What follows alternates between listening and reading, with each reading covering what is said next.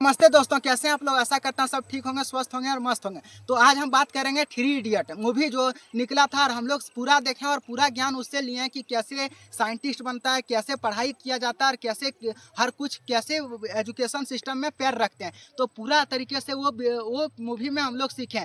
जिसके ऊपर वो मूवी बनाया गया है वो अभी देशद्रोही के नाम पर गिरफ्तार हो चुका है। सोचिए भारत में कैसे अभी नेता बैठा है और कैसे अत्याचार हो रहा है, आप लोग समझिए। तो आप लोग को बता रहे हैं जो सोनम वांगचुक है, जो भारत के लिए बहुत कुछ किए हैं। जैसे कि हम बता दे रहा हूँ भारत के लिए वो क्या क्या किए हैं। जो फौजी हैं, हमारे आर्मी है, उसके लिए वो टेंट बनाया, सोलर टेंट। उसके अंदर वो आराम से रह सकते हैं। ऐसे वो लद्दाख में जैसे कि गर्म लगे और ग्लेशियर से बचाए, इसलिए उसका एक टेंट बना गया है। और प्लस में वो ग्लेशियर को जमा करके वो इतना अच्छा से बनाया है, क्या ही बताते हैं आप लोग को। ये जो हम लोग का नदी है ना, हम लोग का ये सब जो नदी है वो बारिश होने के बाद में प्रवाह में आता है और वो ग्लेशियर से हमेशा नदी का प्रवाह चलते रहता है। वो वहाँ का है, मगर यहाँ का स्थिति ऐसा है कि साइंटिस्ट को भी देशद्रोही के नाम पर अंदर किया जाता है। तो आप लोग को बता दे रहा हूँ कि जो थ्री इडियट में काम किया था सोनम वांगचुक, जो जिसके ऊपर मूवी बना है, तो अभी वो जेल में गिरफ्तार है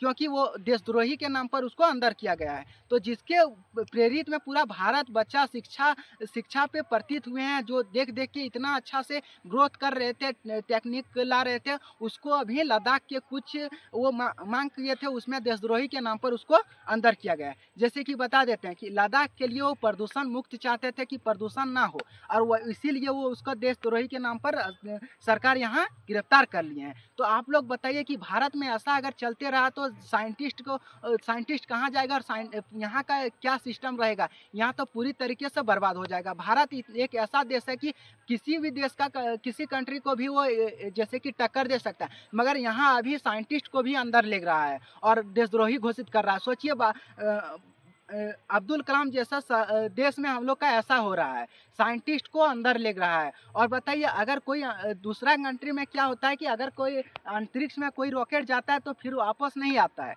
और दूसरा कंट्री में क्या है कि वापस आ जाता है। सोचिए कितना पैसा बचता है। और वैसे अगर हम लोग का भी भारत में होता है कितना अच्छा होता। तो यहाँ का स्थिति इतना है कि जितना भी साइंटिस्ट है उसको अंदर ले रहा है। तो इसीलिए हम बताना यही चाहते हैं कि हमारे देश में जितना साइंटिस्ट है देशद्रोही के नाम पर जो जेल भेज रहे हैं, वो हालांकि जेल तो भेज पाएंगे नहीं, इतना तो ये है क्योंकि उसका कोई कसूर नहीं है।